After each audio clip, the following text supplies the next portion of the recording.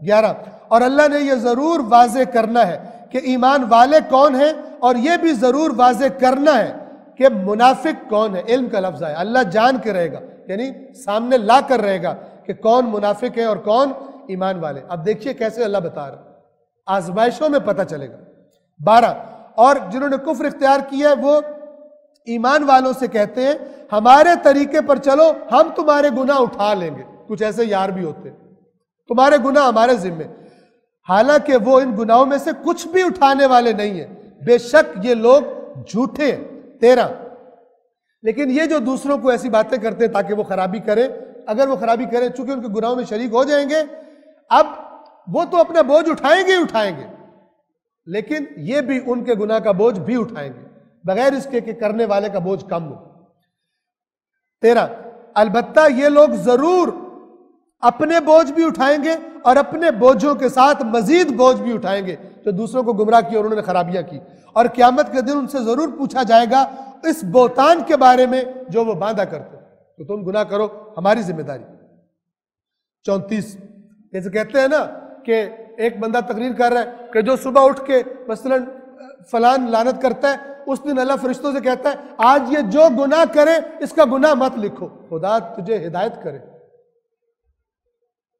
اللہ کی نیک ترین ہستیوں کے نام پر جو گناہوں کے دشمن تھے ان کے نام پر تو گناہ کرنے کا لائسنس دے رہا ہے۔ بڑا مشہور خطیب ہے، آپ سن سکتے ہیں، مل جائے گا آپ کو بھی کلپ اس کا، کہہ رہا ہے جو صبح اٹھ کر یوں لعنت کرے اللہ فرشتوں سے کہتا ہے آج یہ جو گناہ بھی کرے تم نے لکھنا نہیں۔ اللہ تم پہ لعنت کرے، کیسے قوم کو اہل بیت کے ماننے والوں کو گمراہ کرتے ہو اور تمہیں شرم و حیا بھی نہیں آتی۔ یہ وہ ہے، اسی کا یہ دوسرا ورژن ہے کہ گناہ کرو ہم اٹھا لیں گے، یہی کہہ رہا ہے گناہ کرو، اللہ تعالیٰ نے تمہیں اجازت دے دی ہے۔ دین میں تحریف کرتے ہیں اور قیامت کے دن ان سے ضرور پوچھا جائے گا اس بہتان کے بارے میں جو وہ باندھتے رہے ہیں۔ 14 اور بے شک ہم نے نوح کو ان کی قوم کی طرف بھیجا تو وہ ان کے درمیان 50 سال کم 1000 سال رہے، 950 سال، یعنی اس سے پہلے طوفان سے پہلے اور طوفان سے بعد کی زندگی ملا کر، اور روایات کے مطابق شاید 350 سال تو طوفان کے بعد زندہ رہے تھے۔ پھر طوفان نے انہیں اس حال میں اپنی گرفت میں لے لیا کہ وہ ظلم کا ارتکاب کر رہے تھے۔ 15 پھر ہم نے نوح اور کشتی والوں کو نجات دی اور اس کشتی کو اہل عالم کے لیے نشانی بنا دیا۔ 16 اور ابراہیم کو بھی جب انہوں نے اپنی قوم سے کہا اللہ کی بندگی کرو اور اس سے ڈرو، اگر سمجھو تو یہ تمہارے حق میں بہتر ہے۔ 17 تو تم اللہ کو چھوڑ کر بس بتوں کی پوجا کرتے ہو اور جھوٹ گھڑ لیتے ہو ان کے بارے میں، ان کی اپنے مرضی سے یہ کر دیتے ہیں، یہ کر دیتے ہیں، اور ان کی اگر عبادت نہیں کرو گے تو تمہیں یہ مار دیں گے، اور تم جھوٹ گھڑ لیتے ہو اللہ کے سوا۔ یہاں پہ لفظ آیا وَتَخْلُقُونَ إِفْكًا، افک کو خلق کرتے، افک ہوتا ہی جھوٹ ہے، جھوٹ خلق ہوتا ہے، یہ یہاں بھی خلق کا لفظ مجازی معنوں میں آیا، جھوٹ گھڑتے ہو اپنے پاس سے۔ اللہ کے سوا تم جن کی پوجا کرتے ہو وہ تمہیں رزق دینے کا اختیار نہیں رکھتے، لہٰذا تم اللہ کے ہاں سے رزق طلب کرو اور اسی کی بندگی کرو اور اسی کا شکر ادا کرو، تم اسی کی طرف پلٹائے جاؤ۔ پس خلقت اللہ کی طرف نہ، عبادت، رزق اور شکر اللہ کے ساتھ مخصوص۔ 18 اور اگر تم تکذیب کرو تو تم سے پہلے کی امتوں نے بھی تکذیب کی ہے، جھٹلایا تم نے، تم کوئی نئے نہیں ہو مکہ والو، اور رسول کی ذمہ داری تو بس یہ ہے کہ واضح انداز میں پیغام پہنچا دے۔ 19 کیا انہوں نے غور نہیں کیا کہ اللہ کیسے خلقت کی ابتدا کرتا ہے اور پھر دوبارہ اعادہ کرتا ہے، بنجر زمینوں کو کیسے دوبارہ سرسبز بنا دیتا ہے، کیسے انسانوں کی نسلوں کو آگے چلاتا ہے، کیسے بار بار انسان پیدا ہو رہے ہیں، شروع بھی وہی کرتا ہے، اعادہ بھی وہی کرے گا۔ یقیناً یہ اللہ کے لیے آسان ہے۔ اے رسول کہہ دیجئے تم زمین میں چل پھر کر دیکھو اللہ نے کیسے خلقت کی ابتدا کی، پھر اللہ دوسری خلقت پیدا کرے گا، یقیناً اللہ ہر چیز پر قادر ہے۔ 21 وہ جسے چاہتا ہے عذاب دیتا ہے، جس پر چاہتا ہے رحم فرماتا ہے، اور تم اسی کی طرف لوٹائے جاؤ گے، یعنی کوئی اور نہیں ہے جو اس قانون بتائے، اللہ کی مرضی مشیت، اس کے قانون کے مطابق جزائیں اور سزائیں ملتی ہیں۔ 22 اور تم اللہ کو نہ زمین میں عاجز بنا سکتے ہو اور نہ آسمان میں، اور اللہ کے سوا تمہارا نہ کوئی کارساز ہوگا اور نہ مددگار۔ 23 اور جنہوں نے اللہ کی آیات اور اس کی ملاقات کا انکار کیا وہ میری رحمت سے نا امید ہو چکے۔ جو اللہ کی رحمت کی امید رکھے وہ اللہ کی آیات کا انکار نہیں کرتا۔ جو امید رکھتا ہے وہ پھر محنت کرتا ہے، وہ پھر سلیبس پڑھتا ہے، پھر وہ تیاریاں کرتا ہے۔ جو تیاری نہیں کر رہا اسے امید ہی نہیں۔ یہ ائمہ نے اپنے فرامین میں بتایا ہے کہ جو امید رکھتا ہے وہ پھر دوڑ دھوپ کرتا ہے۔ جو دوڑ دھوپ نہیں کر رہا، محنت نہیں کر رہا، سمجھو اس کو امید بھی کوئی نہیں ہے، اگرچہ منہ سے وہ باتیں کر رہا ہو۔ اور انہی کے لیے دردناک عذاب ہے۔ 24 تو اس کی قوم یعنی حضرت ابراہیم کی قوم کا جواب صرف یہ جواب تھا کہ انہوں نے کہا انہیں قتل کر ڈالو یا جلا دو، لیکن اللہ نے انہیں آگ سے بچا لیا۔ ایمان والوں کے لیے یقیناً اس میں نشانیاں ہیں۔ 25 اور ابراہیم نے کہا تم صرف اس لیے اللہ کو چھوڑ کر بتوں کو لیے بیٹھے ہو کہ تمہارے درمیان دنیاوی زندگی کے تعلقات ہیں۔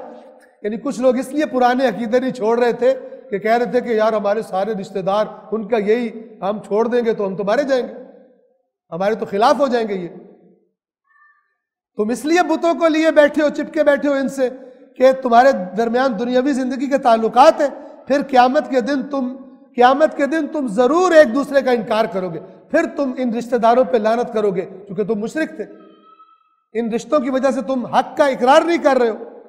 کتنے لوگ ہیں کہ جو رشتہ داریوں کی وجہ، تعلقات کی وجہ سے کہتے ہیں ہم اب کیا کریں، اور ایک دوسرے پر لعنت بھیجو گے، اور جہنم تمہارا ٹھکانہ ہوگا اور تمہارا کوئی مددگار بھی نہ ہوگا۔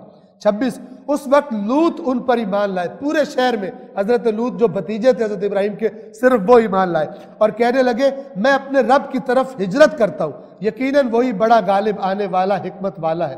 27 اور ہم نے ابراہیم کو اسحاق اور یعقوب عنایت کیے اور ان کی اولاد میں نبوت اور کتاب رکھ دی اور انہیں دنیا ہی میں اجر دے دیا اور آخرت میں وہ صالحین میں سے ہوں، پھر دنیا والآخرہ۔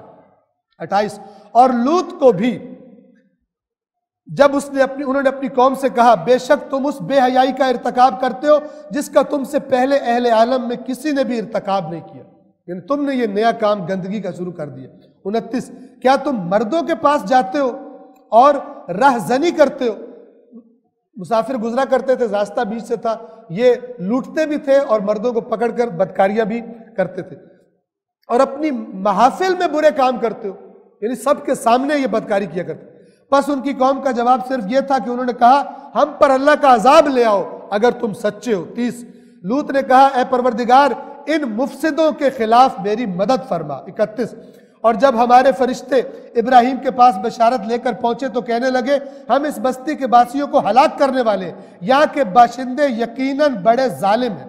32 ابراہیم نے کہا اس بستی کو، چونکہ ابراہیم کے لیے اولاد کی خوشخبری لے کر آئے تھے اور پھر قوم لوط کی طرف جانا تھا، ابراہیم نے کہا اس بستی میں تو لوط بھی ہیں، نرم دل تھے، عذاب کا سن کر چاہا کہ کسی طرح ٹالا جائے، اس بستی میں تو لوط بھی ہے۔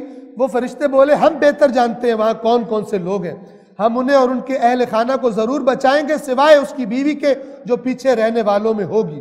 33 اور جب ہمارے بھیجے ہوئے فرشتے لوط کے پاس آئے تو لوط ان کی وجہ سے پریشان اور دل تنگ ہوئے، تو فرشتوں نے کہا خوف نہ کریں نہ ہی غم کریں، ہم آپ کو اور آپ کے گھر والوں کو بچا لیں گے سوائے آپ کی بیوی کے جو پیچھے رہنے والوں میں سے ہوگی۔ 34 بے شک ہم اس بستی میں رہنے والوں پر آسمان سے آفت نازل کرنے والے ہیں اس بد عملی کی وجہ سے جس کا وہ ارتکاب کیا کرتے تھے، یہ واقعہ گزر چکا ہے۔ 35 اور بے شک ہم نے عقل سے کام لینے والوں کے لیے اس بستی میں ایک واضح نشانی چھوڑی ہے۔ 36 اور مدین کی طرف ان کے بھائی شعیب کو بھیجا تو انہوں نے کہا اے میری قوم اللہ کی بندگی کرو اور روز آخرت کی امید رکھو اور زمین میں فساد نہ کرو۔ 37 پس جب انہوں نے شعیب کو جھٹلا دیا تو انہیں زلزلے نے گرفت میں لے لیا، پس وہ اپنے گھروں میں اوندھے پڑے رہ گئے۔ 38 اور عاد و سمود کو بھی یعنی ہلاک کر دیا، اور بے شک ان کے مکانوں سے تمہارے لیے یہ بات واضح ہو گئی، ویران مکانوں سے واضح ہو گئی، اور شیطان نے ان کے لیے ان کے اعمال کو آراستہ کر دیا تھا اور انہیں راہ راست سے روکے رکھا، حالانکہ وہ ہوش مند تھے، تبھی تو اتنی ترقی کی ہوئی تھی، اتنی ٹیکنالوجی تھی، اتنے طاقتور تھے، لیکن تکبر انسان کے ہوش کو صحیح جگہ عقل کو استعمال نہیں ہونے دیتا۔ سورہ عنکبوت کی آیت نمبر 38 تک ہم پہنچے ہیں۔ ایک صفحہ یہ خط عثمان طہ کے مطابق ہمارا 20ویں جز کا رہ گیا کہ انشاءاللہ ہم اس کو کل پڑھنے کی کوشش کریں گے۔ والسلام علیکم ورحمۃ اللہ وبرکاتہ۔